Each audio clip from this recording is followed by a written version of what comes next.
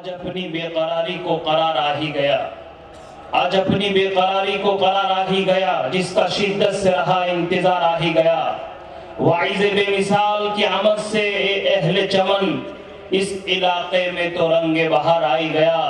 جمعیت علماء ہند کے راشٹری ادھیکش ہمارے جلسہ گاہ میں تشریف لے آ چکے ہیں۔ ہم حضرت کا سواگت کرنے کے لیے جمعیت علماء گجرات کے صدر محترم شیخ محمد حنیف صاحب لوہاروی سے درخواست کرتے ہیں کہ سال پوشی اور مومین دے کر حضرت کا سواگت کر لیں۔ حضرت مولانا ارشد مدنی صاحب، قائد ملت جمعیت علماء ہند، مولانا ارشد مدنی صاحب۔ کانٹوں میں جو کھلتا ہے شعلوں میں جو پلتا ہے، کانٹوں میں جو کھلتا ہے شعلوں میں جو پلتا ہے، وہ پھول ہی گلشن کی تاریخ بدلتا ہے۔ جی ہاں، ان سے ہماری مراد نواسہ رسول صلی اللہ علیہ وسلم، جانشین شیخ الاسلام، ملت اسلامیہ ہند کے عظیم رہنما اور ملک کے مسلمانوں کے بے باک رہبر، ملک بھارت میں ملت اسلامیہ کے مسائل کو حل کرنا، مظلوموں کے لیے دستوری اور قانونی جنگ لڑنا، دبے کچلوں کے آنسو پوچھنا، ملک کے سیکولرزم کو مضبوط کرنا، ملک کی سالمیت اور دستوری ڈھانچے کو توڑنے والی قوتوں کو منہ توڑ جواب دینا، اور ملک کو ملت کی خدمت میں اپنی ہڈیوں کو گلا دینا، یہ سب حضرت والا کی کتاب زندگی کے اوراق ہے۔ میں آپ اور حضرت کے درمیان زیادہ حائل نہ ہوتے ہوئے اب انتہائی ادب اور احترام کے ساتھ حضرت کی خدمت میں مؤدبانہ درخواست کرتے ہیں کہ تشریف لے آئیں اور ہم سب کو اپنے صدارتی خطاب سے مستفید فرمائیں۔ حضرت مولانا ارشد مدنی جمعیت علماء ہند، حضرت مولانا ارشد مدنی۔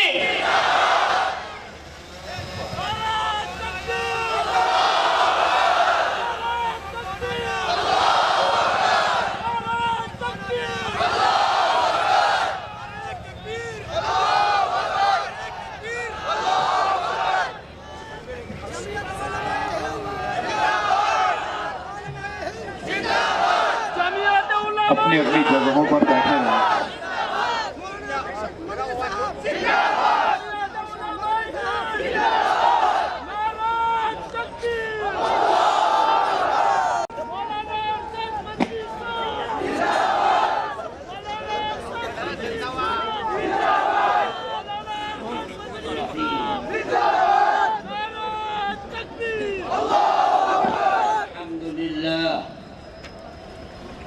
الحمد لله نحمده ونستعينه ونستغفره ونؤمن به ونتوكل عليه ونعوذ بالله من شرور أنفسنا ومن سيئات أعمالنا، من يهده الله فلا مضل له ومن يضلله فلا هادي له، ونشهد أن لا إله إلا الله وحده لا شريك له، ونشهد أن سيدنا ومولانا محمدا عبده ورسوله۔ میں جمعیت علماء گجرات کے صدر محترم حضرت مولانا محمد حنیف صاحب اور اس ضلع اور صوبے کے جمعیت علماء ہند کے تمام ورکرز کو دل و جان سے مبارکبادی پیش کرتا ہوں، جنہوں نے ملک کے ان حالات کے اندر جہاں نفرت کی سیاست چوٹی پر بیٹھ کر اپنا کام کر رہی ہے، قومی یکجہتی کا پروگرام انتہائی کامیابی کے ساتھ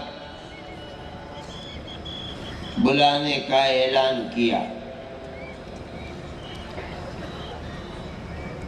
جمعیت علماء ہند آج سے نہیں بلکہ مکمل 100 سال سے تقریباً، اس کی عمر 99 سال ہے، 1919 میں بنی تھی اور یہ اب 2018 شروع ہو گیا۔ جمعیت علماء ہند کی ابتدا ہی ہندوستان کے اندر فرقہ پرستی کے مقابلے کے اندر پیار و محبت، اخوت و ہمدردی کو قائم کرنا ہے۔ جمعیت علماء ہند کی گھٹی کے اندر یہ بات پڑی ہوئی ہے کہ پیار و محبت ہی ہمارے اس ملک کی ریڑھ کی ہڈی ہے۔ ہمیں اس سے کوئی سروکار نہیں کہ برادری کیا ہے، کون اپنے آپ کو اونچا سمجھتا ہے، کون دوسروں کو نیچا سمجھتا ہے۔ جمعیت علماء ہند کے نظریے کے اندر یہ بات پیوست ہے کہ ہر آدمی، چاہے وہ کالا ہو، گورا ہو، مرد ہو، عورت ہو، دولت مند ہو، فقیر ہو، شہر میں رہتا ہو، گاؤں یا دیہات یا جنگل میں رہتا ہو، دنیا اس کو اونچی کاسٹ کا سمجھتی ہو یا نیچی کاسٹ کا سمجھتی ہو، ہمارا ایمان ہے، ہمارا نظریہ ہے، ہمارا وچار ہے کہ سب ایک ہی ماں باپ کی اولاد ہیں، سب ایک دوسرے کے بھائی ہیں۔ یہ اونچ نیچ کا ماحول کسی مذہب سے جڑا ہوا نہیں ہے۔ دنیا میں آ کر لوگوں نے اسے مذہبی شکل دے دی۔ جمعیت علماء ہند کے بنانے والے اور ماننے والے اس کو مذہبی شکل نہیں سمجھتے۔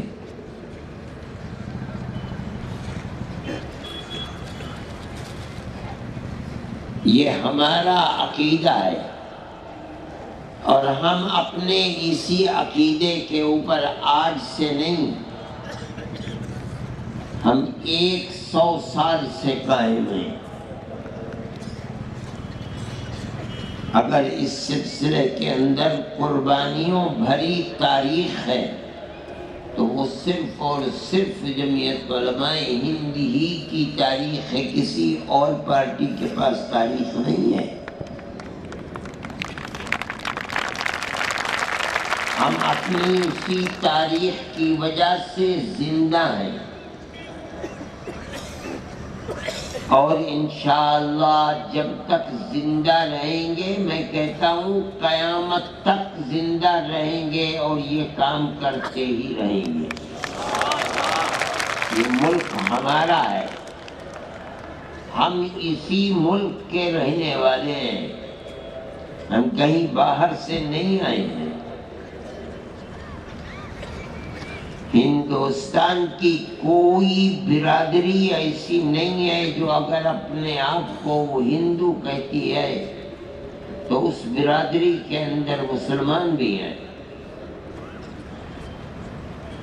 برہمن ہندو بھی ہے، برہمن مسلمان بھی ہے، ٹھاکر ہندو بھی ہے، ٹھاکر مسلمان بھی ہے، راجپوت ہندو بھی ہے، راجپوت مسلمان بھی ہے، پٹیل ہندو بھی ہے، پٹیل مسلمان بھی ہے۔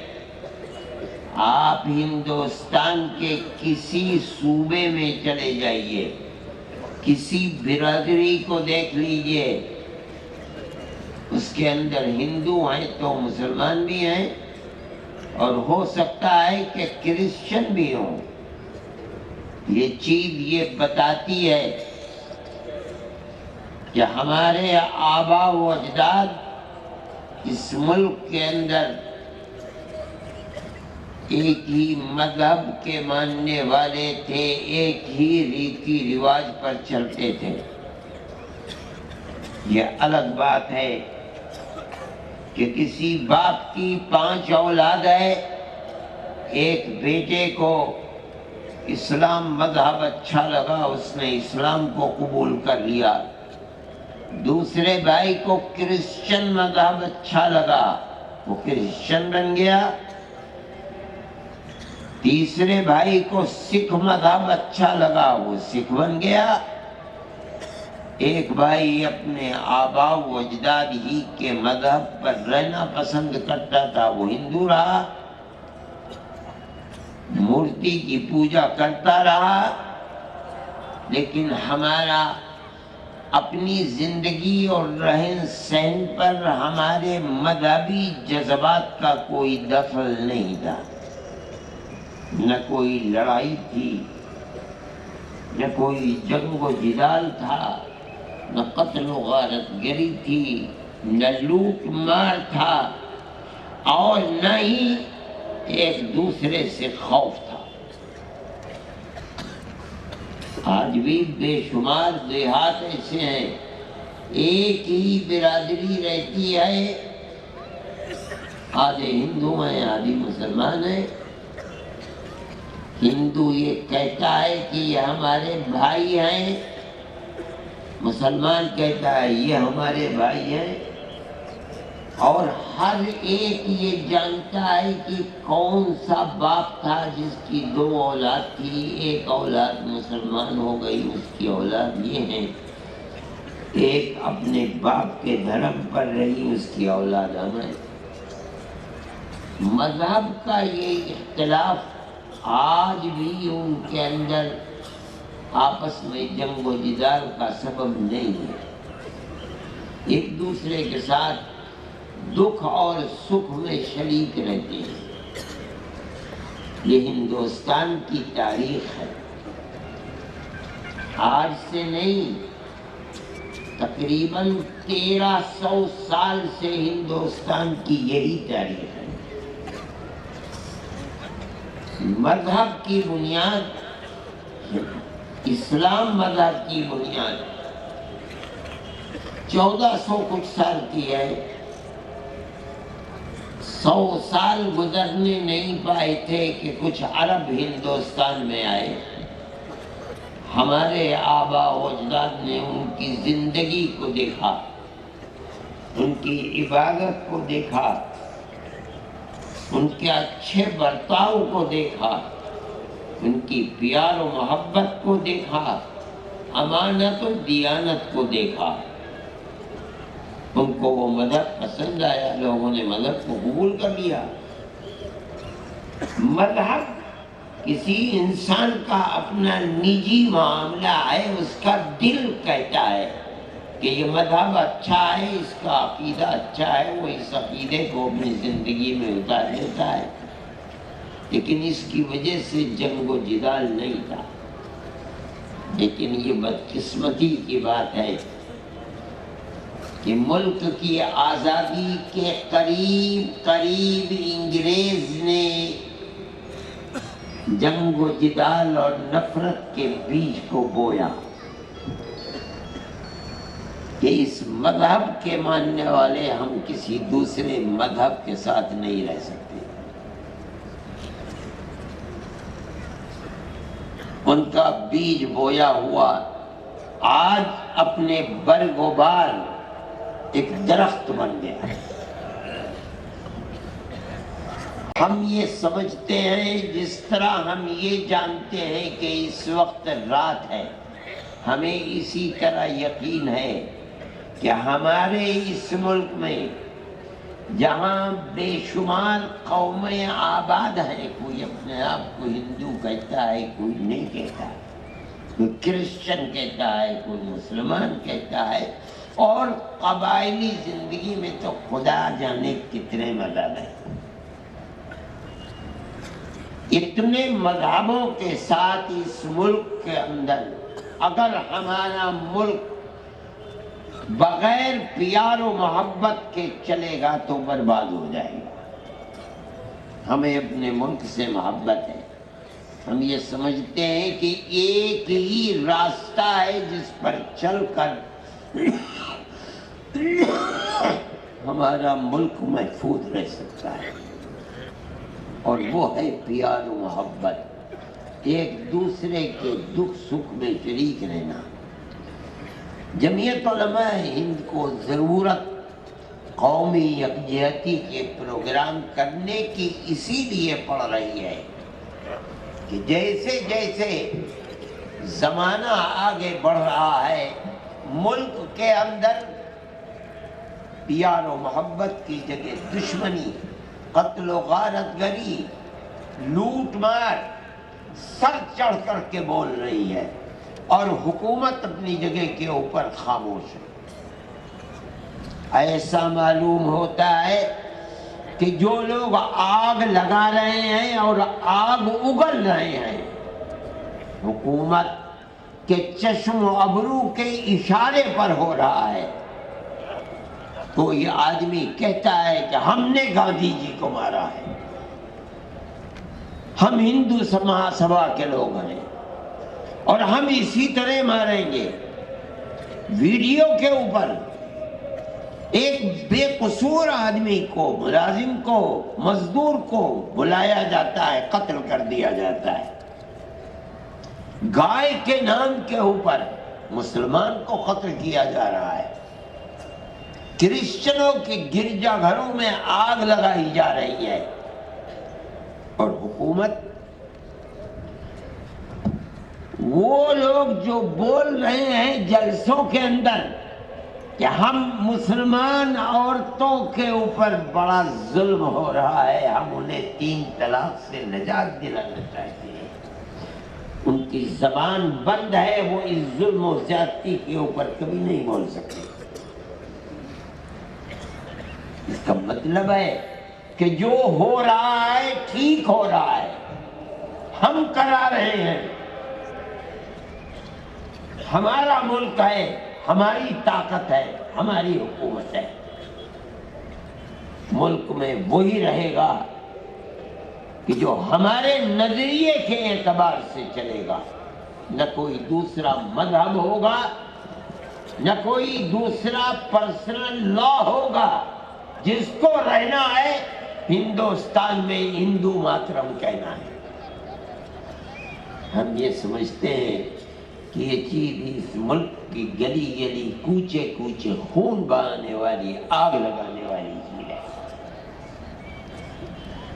لوگ یہ کہتے ہیں جو 70 سال میں کہنے والے لوگ پیدا نہیں ہوئے تھے، آج کھڑے ہو کر کے کہہ رہے ہیں کہ ہم 20 کروڑ مسلمان اور 6 کروڑ کرسچنوں کو اپنے گھر واپس لائیں گے۔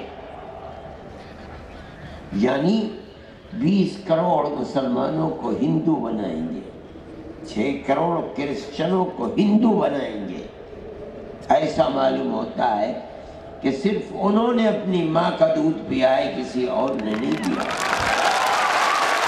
جمعیت علماء ہند، ملک تو برباد ہو جائے گا۔ یہ تو فیصلہ کل کرے گا، آنے والا دن بتائے گا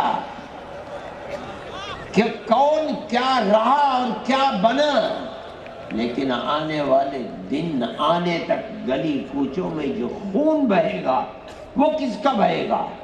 اکثریت کا بھی بہے گا، اقلیت کا بھی بہے گا۔ جمعیت علماء ہند اس کو برداشت نہیں کرتی۔ ہم کہتے ہیں ہر ایسی آواز جو ملک کو تباہی، بربادی، بدامنی، دشمنی کی طرف لے کر چلتی ہے، وہ آواز ملک کے غدار کی آواز ہے، ملک کے وفادار کی آواز ہے۔ جمعیت علماء ہند کو یہ کہنے کا حق حاصل ہے۔ ہمارے بزرگوں نے 100 سال کے اندر فرقہ پرستی کے خلاف اپنی جانوں کو قربان کیا ہے۔ ان کے گلوں کے اندر جوتے کے ہار ڈالے گئے ہیں، ان کی پگڑیوں کو پیروں سے روندا گیا ہے، لیکن وہ جس نظریے کو لے کر کھڑے ہوئے تھے وہ ہمالیہ پہاڑ سے زیادہ طاقتور نظریہ تھا۔ 1 انچ کبھی پیچھے نہیں ہوئے۔ اپنوں کی گالیاں سنی، لیکن یہ کہا اور برملا کہا کہ ملک اگر چلے گا تو پیار و محبت سے چلے گا، نفرت کی یہ ہوائیں ملک کو برباد کر دیں گی، آگ لگا دیں گی۔ قومی ایکتا، ہم نے یہ بات ملک کی آزادی سے پہلے کہی تھی۔ ہمیں یہ حق حاصل ہے کہ ہم آج بھی وہی بات کہتے ہیں، اس سے کوئی سروکار نہیں کہ اس وقت نفرت کا پرچم کس کے ہاتھ میں تھا اور آج نفرت کے جھنڈے کو کون اٹھائے ہوئے ہیں۔ ہم سمجھتے ہیں کہ اگر حکومتیں اس پر خاموش ہیں تو وہ حکومتیں اپنے ملک کی جڑ کھود رہی ہیں۔ ہمارا یہ فرض ہے کہ ہم لوگوں کو آگاہ کریں، ہماری بات کون سنتا ہے اور کون نہیں سنتا، ہمیں اس سے کوئی سروکار نہیں۔ ہم اپنی بات کہتے ہیں اور ہم اسی بات کو ملک کے لیے ضروری ہے۔ ہمارا کوئی سیاسی کردار نہیں ہے، کوئی سیاسی کردار نہیں ہے۔ پارلیمنٹ اور اسمبلی کی سیاست سے ہمیں 1 کوڑی کے برابر بھی کوئی ہمارا کوئی تعلق نہیں۔ بھان شیخ صاحب میرے کرم فرما ہے، میرے تعلقات بھی ہیں، میں کبھی الیکشن کی بات نہیں کرتا ہوں، اسی لیے میں کبھی یہ بات نہیں کرتا ہوں کہ مشینوں کے جیت گئے، مشینوں سے چولہے بھاڑ ہو جائے، ابھی کیا نہیں بابا، جس کو الیکشن لڑنا ہو جائے کہے کہ اس طرح مت کرو، اس طرح مت کرو، اس طرح کرو، اس طرح نہ کرو۔ ہمارا پارلیمنٹ اور اسمبلی کی الیکشن سے کچھ لینا دینا نہیں ہے، جمعیت علماء ہند کا۔ لیکن ہم یہ سمجھتے ہیں کہ ملک کے اندر حکومت سیکولر حکومت ہونی چاہیے۔ موجودہ حکومت اور جن لوگوں کے ہاتھ میں اقتدار ہے، ابھی ہم یہ سمجھ رہے ہیں کہ وہ دستور کو بدل دے اور وہ دفعات جو کسی مذہبی اقلیت کو زندہ رہنے کا حق دیتی ہیں آزادی کے ساتھ، اس کو بدل ڈالے، نکال دیں۔ ابھی یہ طاقت ان کے ہاتھ میں نہیں ہے۔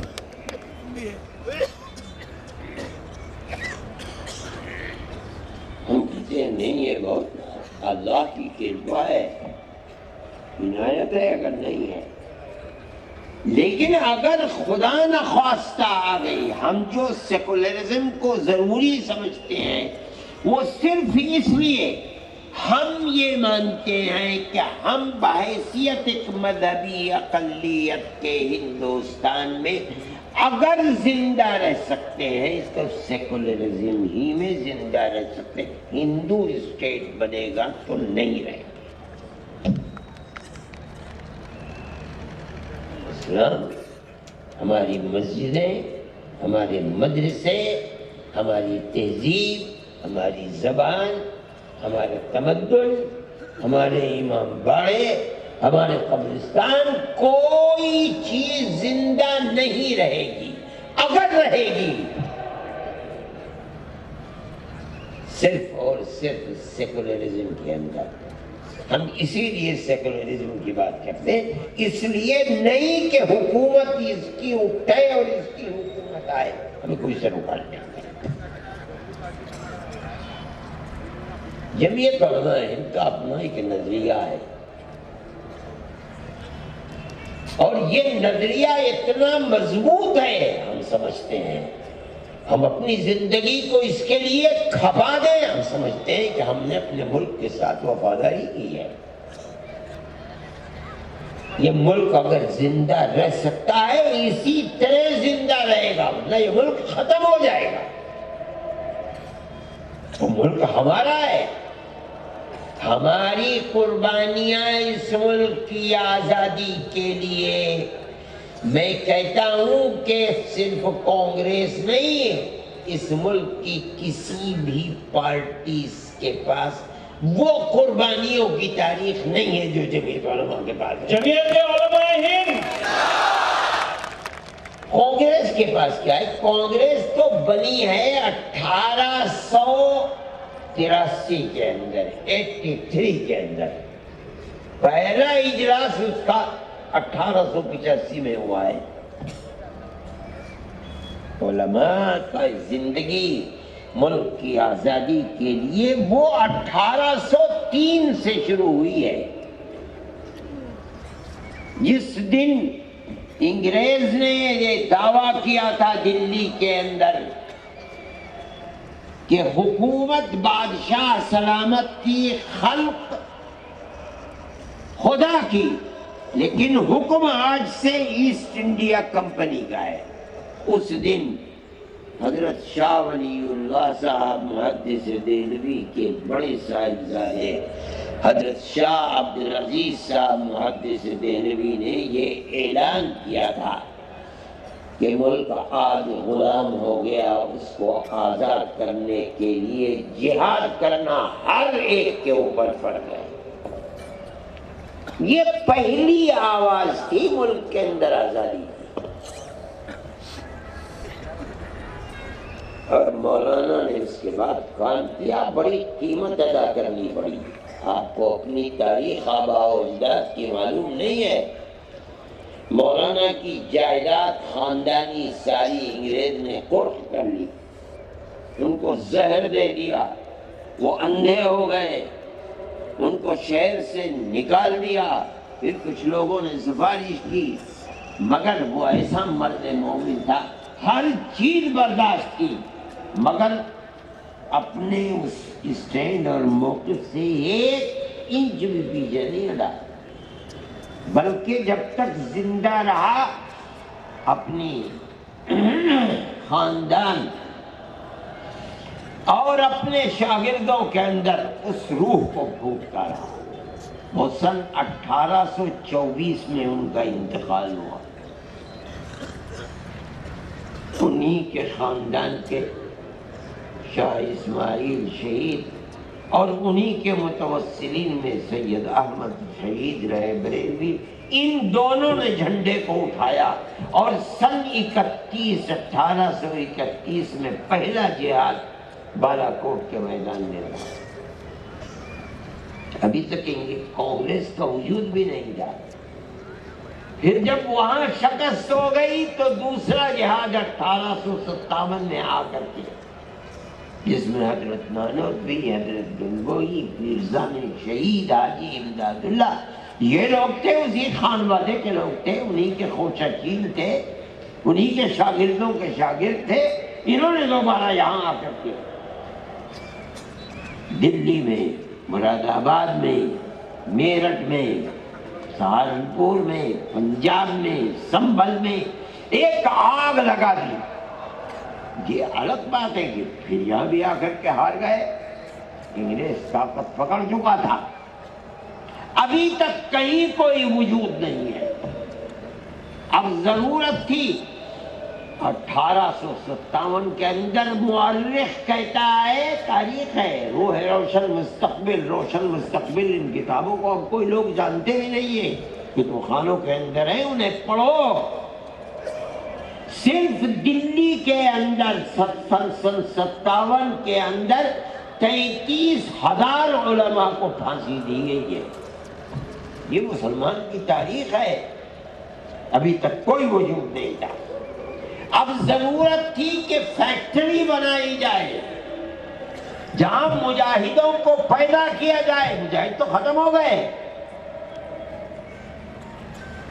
اور انجام یہ ہوا کہ باپ مر گیا، پھانسی دے لگ گئی، اور اولاد یتیم گھر سے باہر، اس لیے کہ ماں کے پاس کچھ کھانے کو نہیں ہے۔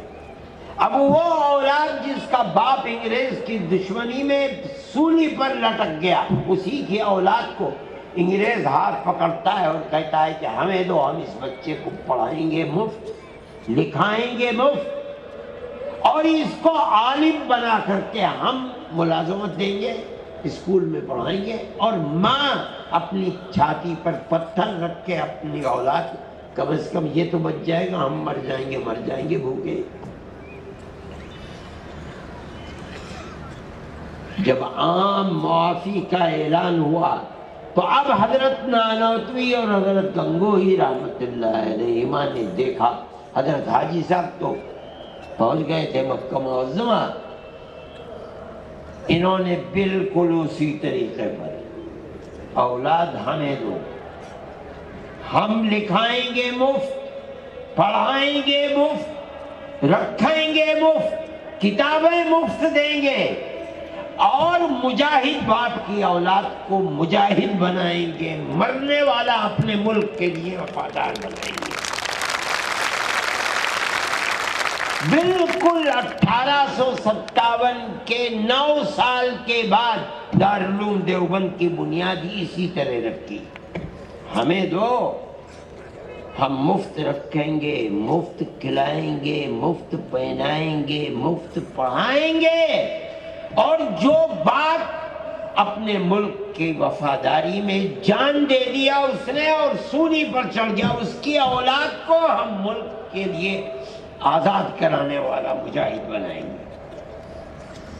چنانچہ بات ہو گئی، اللہ نے قبول کیا، اور بالکل اسی طرح میں یہاں کہتا ہوں، انگریز کہتا تھا کہ ہم مفت پڑھائیں گے، ٹھیک ہے، اتنی بڑی حکومت تھی کہ وہ کہتا تھا کہ میری حکومت میں سورج غروب نہیں ہوتا۔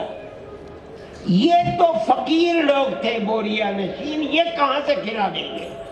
لیکن میں ایک بات کہتا ہوں، اور آپ 10 مرتبہ سوچو، ان کے دل میں، ان کے ہاتھوں میں خدا کی دی ہوئی طاقت تھی۔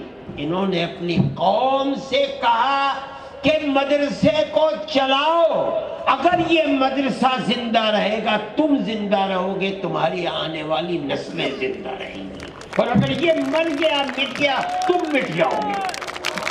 ساری قوم نے اٹھا دیا۔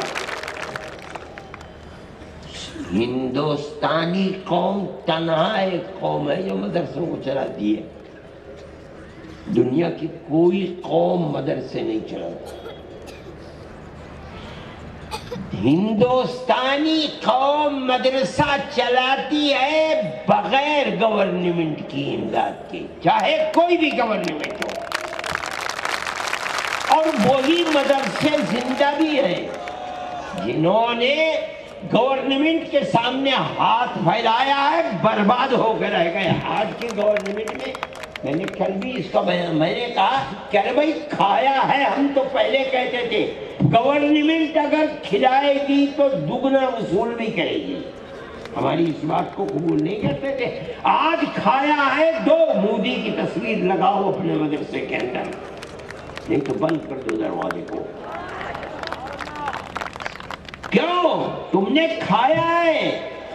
ہم پہلے دن سے کہہ رہے تھے، اور ہم سے پہلے حضرت نانوتوی رحمت اللہ علیہ نے فرمایا تھا، خیر جبھی تک ہے مدرسوں میں جب تک حکومت سے امداد نہیں، اور اگر لے لی گئی تو لگتا ہے کہ خیر کے دروازے بند ہو جائیں گے۔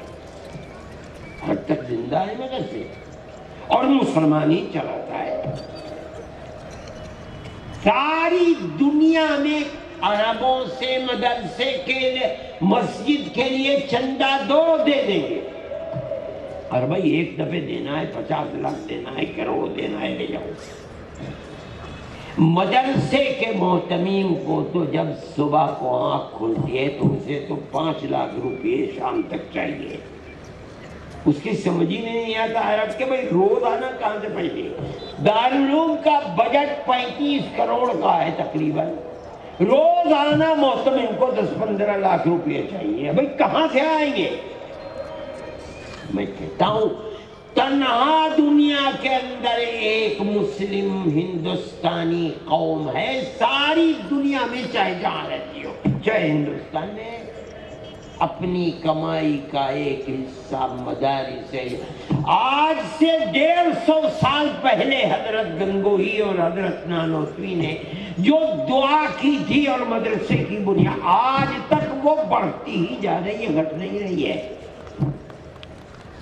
اور کون دے رہا ہے پیسہ؟ مسلمان دے رہا ہے، اسی بنیاد کے اوپر زندہ ہے۔ میں ایک مرتبہ دلی میں کانگریس گورنمنٹ تھی، لوگوں نے ایک مدرسہ بورڈ بنایا، اندرا جی کا زمانہ تھا، اور 800 کروڑ اس کا بجٹ رکھا کہ ہم مدرسوں کو دینا چاہتے ہیں۔ مدرسے جو امداد لیا کرتے تھے، ایک صاحب ان کے ہتھے چڑھ گئے، ان کو انہوں نے دیا، اور ایسے ہی مدرسوں کو جمع کیا کہ جو مدرسے والے امداد گورنمنٹ سے لیتے ہیں۔ چنانچہ صبح سے وہ میرے پاس بھی دعوت نامہ آیا، اور تو سب لوگوں نے منع کر دیا۔ مولانا رابع صاحب نے فرمایا کہ ہم نہیں آئیں گے۔ میرے ذہن میں یہ بات تھی کہ میں جاؤں گا جمعیت علماء کی طرف سے۔ چنانچہ میں نے پروگرام عجیب اتفاق، میں اس دن بھول گیا، کسی اور کام میں لگ گیا۔ میرے پاس ایک صاحب کو، وہ بھائی تم کیسے تھے جانے کے لیے؟ آج ہی تو دن ہے۔ میں نے ایک دم اپنا بریف کیس اٹھایا اور میں رکشا لے کر کے پہنچ گیا۔ گاڑی جاتی تھی، میں اس گاڑی سے وہاں پہنچ گیا۔ صبح سے جو میٹنگ چلی تھی 12 بجے تک وہ تو ہو چکی تھی، میں پہنچا 1 بجے، میں ظہر کے بعد پہنچ گیا وہاں اسلامک کلچرل سینٹر کے اندر۔ تو وہاں منسٹر لوگ کچھ بیٹھے ہوئے تھے، میری صورت دیکھ کر کے مجھے ایک صاحب نے بلایا کہ اسٹیج پر آ جاؤ۔ اسٹیج پر آ گئے، تھوڑی دیر میں میرا نام آ گیا، تو میں نے یہی بات ان سے کہی کہ مدرسوں کے پس منظر کو دیکھیے کہ مدرسہ ہے کیا چیز۔ میں نے ان کو بتایا، جو میں نے آپ کے سامنے تاریخ بتائی، میں نے یہی تاریخ ان کے سامنے رکھی۔ مدرسوں سے 1000 نہیں 10,000 مدرسے، مگر مدرسوں کی روح وہی ہے جو دارالعلوم دیوبند کی روح تھی۔ آج آپ اس روح کے اوپر اس کے گلے کو گھونٹنا چاہتے، آپ کیوں دینا چاہتے ہیں امداد؟ ہم تو آپ سے امداد نہیں مانگتے۔ میں نے کہا کہ آپ غلط تصور کر رہے ہیں، مدرسہ اور مسجد ہمارا دین ہے، ہماری دنیا نہیں ہے۔ اگر مسجد میں نماز پڑھی جاتی ہے، مدرسوں میں نماز پڑھنا سکھلایا جاتا ہے۔ اگر قرآن پڑھا جاتا ہے، مدرسوں میں پڑھنا سکھلایا جاتا ہے۔ ہم آپ سے اپنی مسجد کے لیے امداد دینا، آپ کیوں ہمیں بھی امداد دینا چاہتے ہیں؟ ہمارا یہ یقین ہے اگر آپ ہمیں 2 پیسے دیں گے تو ہم سے 10 پیسے وصول کریں گے۔ وہ کہنے لگے کہ نہیں کریں گے۔ میں نے کہا آپ کی بات کے اوپر میرا بھروسہ ہے، مگر مجھے یہ بتائیے کہ ابھی الیکشن کے اندر 2 سال باقی ہیں، کیا آپ مجھے یہ گارنٹی دے سکتے ہیں کہ 2 سال کے بعد الیکشن آئے گا تو کانگریس ہی اقتدار کی کرسی پر بیٹھے گی؟ میں نے کہا آپ نہیں دے سکتے گارنٹی، آپ تو 2 سال کی بھی گارنٹی نہ، اور میں بحیثیت مسلمان ہونے کے اپنے دل میں یہ تمنا رکھتا ہوں کہ قیامت تک میں مدرسوں کو اسی طریقے پر چلاؤں گا۔ تو بتائیے میری آپ سے کس طرح مساوات ہے؟ میں تو آپ سے 2 کوڑی کی بھی چیز نہیں لینا چاہتا ہوں۔ میں اعلان کرتا ہوں کہ جمعیت علماء ہند کل بھی اس کی مخالف تھی، آج بھی مخالف ہے، اور جب تک زندہ رہیں گے مخالفت کرتے رہیں گے۔ جسے کھانا ہے حرام کھائے، آپ سے نہیں کر جانے گے۔ نعرہ تکبیر! مجھے اگلے دن میری اس تقریر کے خلاصے کو انہوں نے میڈیا کے اندر نہیں آنے دیا۔ اگلے دن اندرا جی نے ان سے کہا کہ بھئی کس تم نے بھیڑ کے چھتے میں ہاتھ ڈال دیا، اس پروگرام کو ختم کر، وہ پروگرام ختم ہو گیا۔ اتفاق سے میں کچھ دنوں کے بعد کسی صاحب کے کام سے کپل سبل وزیر تعلیم دے میں ان کے یہاں پہنچا، ان کا کام لے کر کے وہ مجھے لے کر کے بیٹھ گئے، بھائی کیوں مخالفت کرتے ہو اور کیا ہے، ہم تو بڑھانا چاہتے ہیں۔ دیکھیے میں نے ان سے یہ بات کہی کہ دیکھیے آپ کی کانسٹیٹوئنسی میں کتنی مسجدیں ہیں، کہا مجھے تو معلوم نہیں۔ میں نے کہا اچھا ہندوستان میں 1 لاکھ مسجدیں ہوں گی؟ کہا کہ اس سے بھی زیادہ ہوں گی۔ میں نے کہا کہ مجھے ہر مسجد کے لیے 1 امام اور 1 مؤذن چاہیے، اور ہر مدرسے کے لیے 1 مفتی چاہیے۔ آپ مجھے دے دیجئے، کہ میں تو نہیں دے سکتا۔ میں نے کہا صحیح بات ہے، ہماری اسی ضرورت کو یہ مدرسے پورا کرتے ہیں۔ آپ ہم سے یہ کہیے کہ ہم کالج بنا دیں، ہم آپ کو کالج بنا کے دے دیں گے۔ آپ ہم سے کہیے آئی ٹی او بنا دو، ہم آپ کو آئی ٹی او بنا دے دیں۔ آپ ہم سے کہیے یونیورسٹی بنا دو، ہم آپ کو یونیورسٹی بنا کر کے دیں۔ کہنے نہیں، ہم تو یہ چاہتے ہیں کہ ان مدرسوں کو یونیورسٹیوں کی تعلیم کے لیے پلیٹ فارم بنائے۔ میں نے کہا ہماری آپ سے مصالحت نہیں ہے، ہم نہیں کریں گے۔ مدرسے ہم آپ کے ہاتھ میں نہیں دیں گے، مدرسے ہمارے بزرگوں نے بنائے ہیں، ہمارے پاس امانت ہے، ہم جب تک زندہ رہیں گے خود چلائیں گے، ہم آپ سے بھیک لیں۔ جو بھیک مانگنا چاہتا ہے بھیک لے، آپ دیجیے، اس کو ہم نہیں مانگتے۔ بات ختم ہو گئی۔ میرے بھائی ہماری زندگی، میں یہ بات اس لیے کہہ رہا ہوں، مسلمان اگر زندہ رہے گا اپنے مذہب کے ساتھ زندہ رہے گا، اور اگر اس کا مذہب چھنتا ہے تو اس سے پہلے مسلمان قوم ختم ہو جائے۔ بغیر مذہب کے مسلمان قوم نہیں رہے گی۔ ہمارا ایمان ہے، اور ہمارے مذہب کی حفاظت اگر ہو سکتی ہے سیکولرزم کے اندر ہو سکتی ہے، نہیں ہو سکتی۔ بی جے پی گورنمنٹ ادھر بڑھنا چاہتی ہے۔ آپ نے سنا ہوگا راجناتھ کا بیان کہ ہماری سیٹیں 283 یا 86 ہیں، ہم اس نشانے پر چل رہے ہیں کہ ہماری 380 سیٹیں ہوں۔ کیوں؟ جب تک ہم وہاں نہیں پہنچیں گے تب تک ہم ہندوستان کے سیکولر دستور کو ہندو اسٹیٹ کا دستور نہیں بنا سکتے۔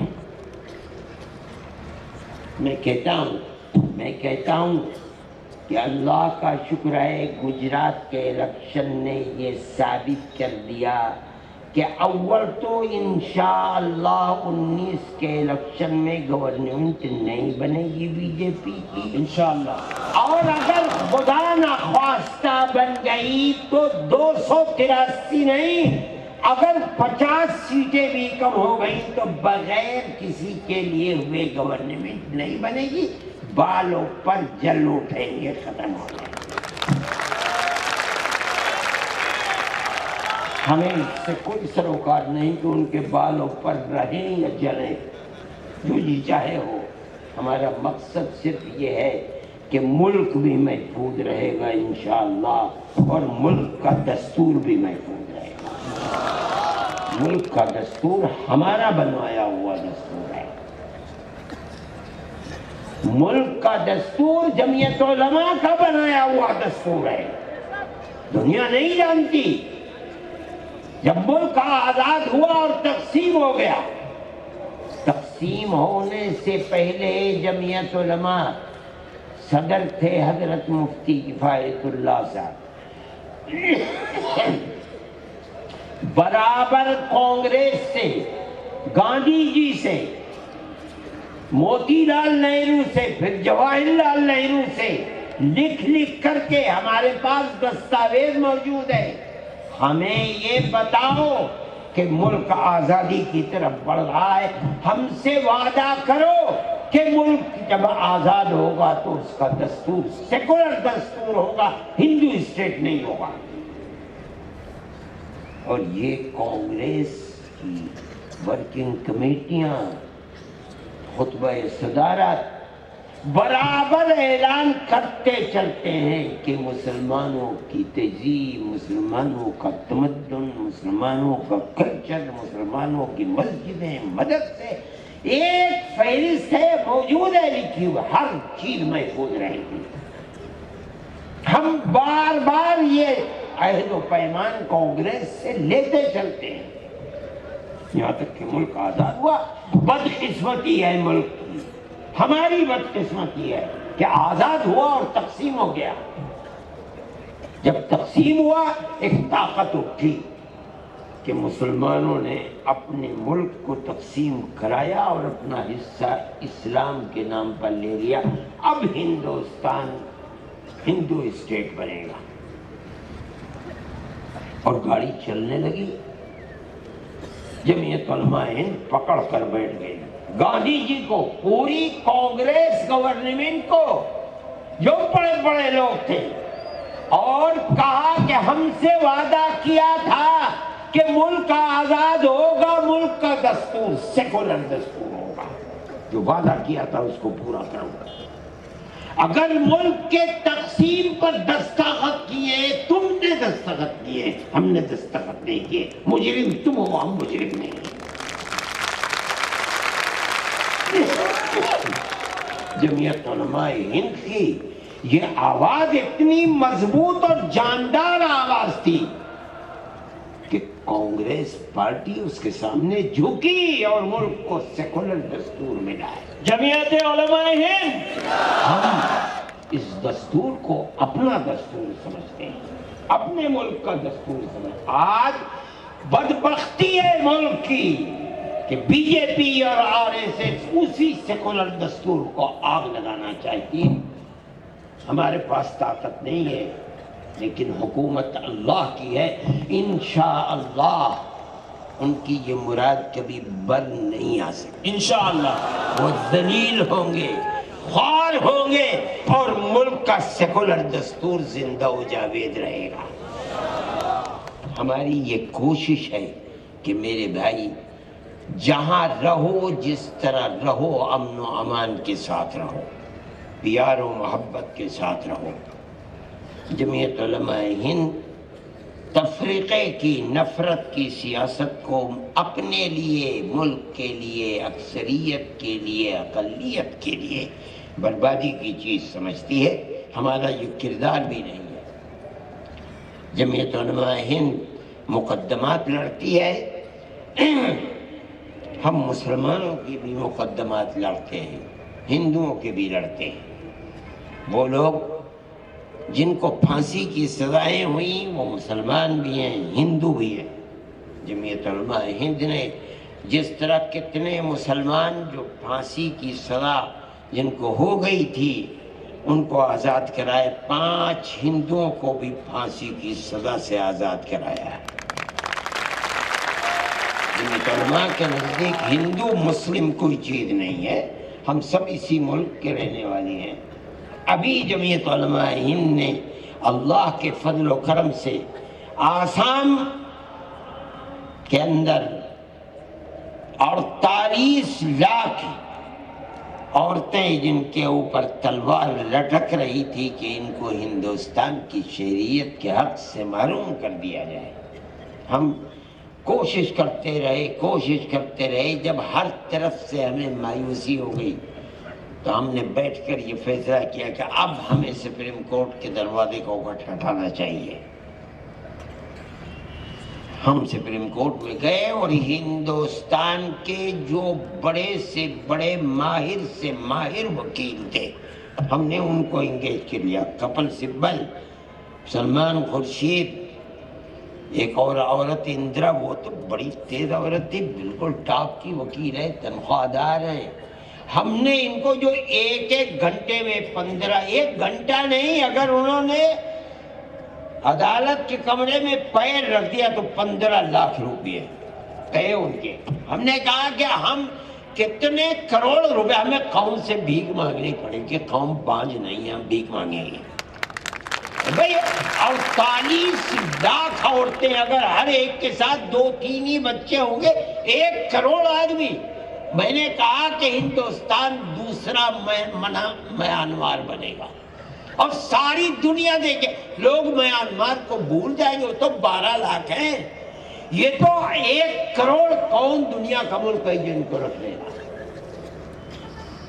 جس دن فیصلہ آنا تھا, اس لیے کہ آسام کی گورنمنٹ تو کلیا میں گڑ گھولنا چاہتی تھی, کسی کو پتا نہ چلے.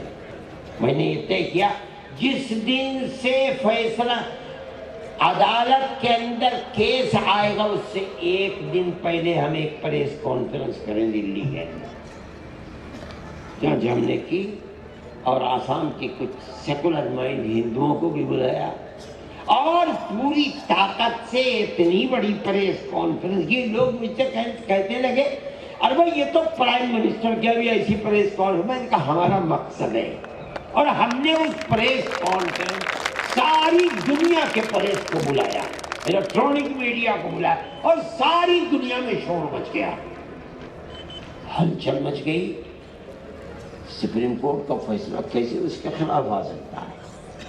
2 4 5 دن کے بعد فیصلہ آیا اور 100% ہمارے حق میں آیا. جمعیت علماء ہند میں کہتا ہوں کہ اس فیصلے کے اندر 25 لاکھ مسلمان عورتیں اور 22 لاکھ ہندو عورتوں کو اس سے سکھ سویدھا ملی ہے. جمعیت علماء ہند کا یہ کردار ہے. ہمارا کوئی مسئلہ نہیں ہے کہ یہ ہندو ہے یا مسلمان ہے, ہم تو سب کی مصیبت کے اندر مدد کرتے ہیں. آج بھی ہم نے آسام کے, یہ بہار کے وہ لوگ جو پچھلے مرتبہ ابھی 2-3 مہینے پہلے سیلاب آیا اور اس کے اندر مرے, میں نے یہ تاکید کر دی کہ بھئی آپ مسلمان اور ہندو دونوں کے لیے کام کریں. ہم نے انتخاب کیا ہے کہ ہم 100 سے لے کر کے 200 تک گھر جو ہماری صلاحیتیں ہم بنائیں گے. ایک گھر کے اندر 1,22,000 روپیہ ہم خرچ کریں گے. میں نے ان عورتوں کا انتخاب کیا ہے جو یتیم بچوں کی پرورش کر رہی ہیں. باپ کا سایہ اٹھ گیا, شوہر نہیں ہے. ہم نے 200 عورتوں کا انتخاب کر دیا اور میں نے اپنے آدمی کو بھیج کر کے کہا کہ ہر ایک کا اکاؤنٹ کھلوا لو, اگر نہیں ہے, اگر کھلا ہوا ہے تو ان کے اکاؤنٹ نمبر دو. ہم پہلے مرحلے پر ہر عورت کے پاس 40,000 روپیہ بھیجیں گے اور ان کو 5 مہینے کی مہلت دیں گے. خرچ کر لیں اس روپیے کو وہاں, ہم پھر دوسرے قسط بھیجیں گے. جب وہ بھی تو ہم تیسری قسط بھیج کر کے 1,22,000-23,000 میں پورا کر دیں گے. اس میں ہندو بھی ہے, مسلمان بھی ہے. جمعیت علماء کے یہاں ہمارے ذہن کے اندر ہندو اور مسلمان الگ ہم نہیں سمجھتے ہیں. یہ ہمارے بزرگوں کی وراثت ہے جو ہم تک پہنچی ہے. ہمارا اس سے کوئی تعلق نہیں ہے کون ہندو ہے کون مسلمان ہے. میں آپ سے بھی کہتا ہوں کہ میرے بھائی, جس طرح آگ کو آگ سے نہیں بجھایا جا سکتا, یاد رکھیے فرقہ پرستی کو آپ فرقہ پرستی سے کبھی نہیں بجھا سکتے. اگر آپ چاہتے ہو کہ فرقہ پرستی کو دفن کرو تو آپ کو پیار و محبت کی بارش برسانی پڑے گی. کبھی آپ بھی زندہ رہو گے تبھی اکثریت بھی زندہ رہے گی. آپ چاہے بازار میں ہیں, چاہے دکان میں ہیں, چاہے اپنی کھیت باڑی کے اندر ہیں, اپنے باغیچے میں ہیں, اپنے گاؤں میں ہیں, اپنے شہر میں ہیں, اپنے دکھ اور سکھ میں برادران وطن کو بلائیے, ان کی گالیوں کو سنیے, مگر پیار و محبت کے دامن کو نہ چھوڑیے. ملک کی آبادی کے لیے یہ وہ بنیادی پتھر ہے جس کے بغیر ملک آباد نہیں ہو سکتا. میرے بھائی میں تو بہت بیمار ہوں, تقریباً 8-10 دن ہو گئے, میں تو سبق میں بھی نہیں گیا. کل صبح پہلی مرتبہ 10 دن کے بعد مسجد گیا تھا. میں نہیں سمجھتا تھا کہ میں یہاں آ بھی پاؤں گا, ورنہ میری طبیعت خراب تھی.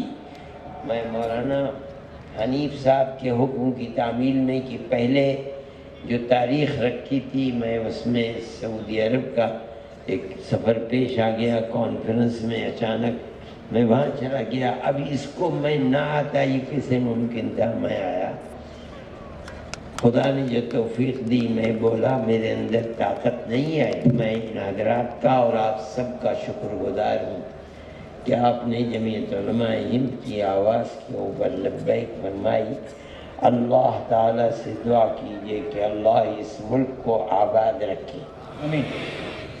اللہ تعالیٰ اس ملک کے اندر پیار و محبت کو پروان چڑھائے.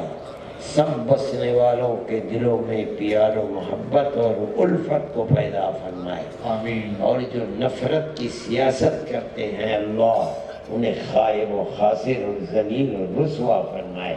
آمین. اور اللہ جمعیت علماء ہند کی بھی حفاظت فرمائے. وآخر دعوانا ان الحمدللہ رب العالمین. داد ہو گئی، سب نے تو آمین کہہ دیا. مولانا عبدالرحیم صاحب آپ آئیے، آئیے آئیے جلدی آئیے. کبھی چھوٹوں کی بات بھی مان لیا کیجیے. آئیے تو مولانا آپ کل آئیے. ہم تو ہندوستان کے رہنے والے ہیں، آپ انگلینڈ کے رہنے والے ہیں، آپ کا مرتبہ بہت بلند ہے.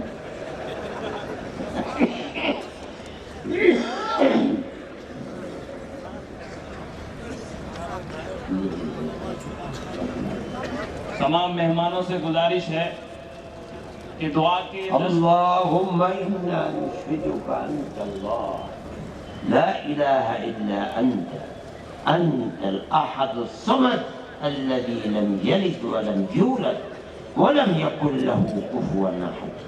اللهم صل على سيدنا عبدك ورسولك محمد النبي الأمي وعلى آله وأصحابه وأهل بيته وبارك وسلم كما تحب وترضى عدد ما تحب وترضى. اے اللہ ہمارا ایمان ہے کہ آپ ہی ہمارے اللہ ہیں. اے اللہ آپ کا کوئی شریک نہیں ہے. اے پروردگار ساری دنیا آپ کی محتاج ہے، آپ کسی کے محتاج نہیں ہیں. اے اللہ نہ آپ کی کوئی ماں ہے، نہ آپ کا کوئی باپ ہے، نہ آپ کی کوئی اولاد ہے. اے اللہ ہمارا ایمان ہے کہ آپ جیسا کوئی نہیں ہے. اے پروردگار ہمارے آقا حضرت محمد صلی اللہ علیہ وسلم پر بے حساب رحمت نازل فرما.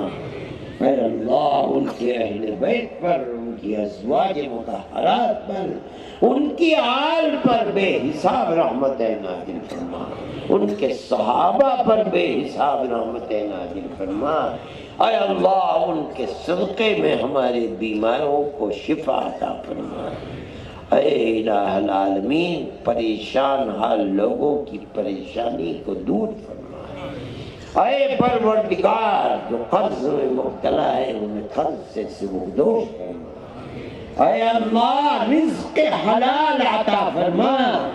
ہر حرام کی نفرت ہمارے دلوں میں راسخ فرما. ہمیں ہمارے بچوں کو بچیوں کو عفت و پاک دامنی عطا فرما. حیاء ایمانی عطا فرما. اے پروردگار آنے والی نسلوں کو بھی دین و ایمان پر ثابت قدمی عطا فرما.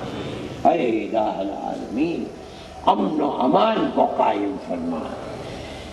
اے اللہ ملک میں سب بسنے والوں کے دلوں میں پیار و محبت پیدا فرما. ہمارا ایمان ہے اے اللہ اپنے بندوں کے دل آپ ہی کے قبضے قدرت میں ہیں. آپ جس کے دل کو جدھر چاہیں پھیر دیں. اے اللہ ہمارے دلوں کے اندر ہر ایک کو دوسرے کی پیار و محبت پیدا فرما. ہماری پرانی تاریخ کو زندہ فرما. جس طرح ہم ہمیشہ سے ہر جگہ پیار و محبت کے ساتھ رہتے چلے آئے ہیں. اے اللہ پیار و محبت پیدا فرما. اور جو لوگ نفرت کے بیج بو رہے ہیں ان کی کمر کو توڑ دے.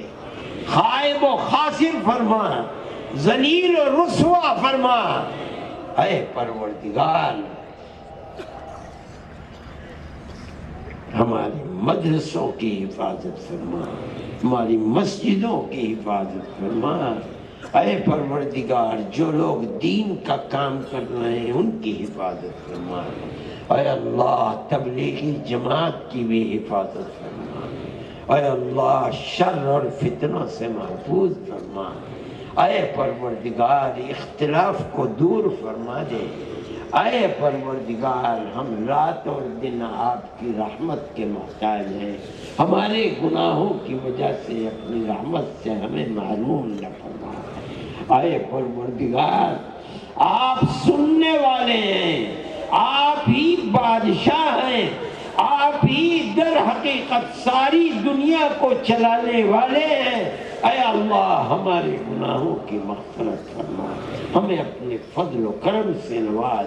جن لوگوں نے جس طرح بھی اسی اجتماع کے اندر جتنی بھی مدد کی ہے، حصہ لیا ہے، اے اللہ شرف قبولیت سے نواز دے، اور اس اجتماع کو اس صوبے کے لیے، اس شہر کے لیے، اپنے اس ملک کے لیے اے پروردگار رحمت کا سبب بنا، اور شرور و فتن سے سب کو محفوظ فرما۔ اے اللہ ہماری دنیا کو بھی آباد فرما، ہماری آخرت کو بھی آباد فرما۔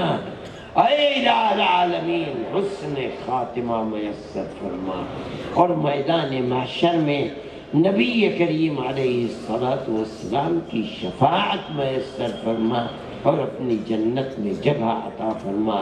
وصلی اللہ تعالی علی خیر خلقہ سیدنا محمد وعلی آلہ واصحابہ اجمعین برحمتہ۔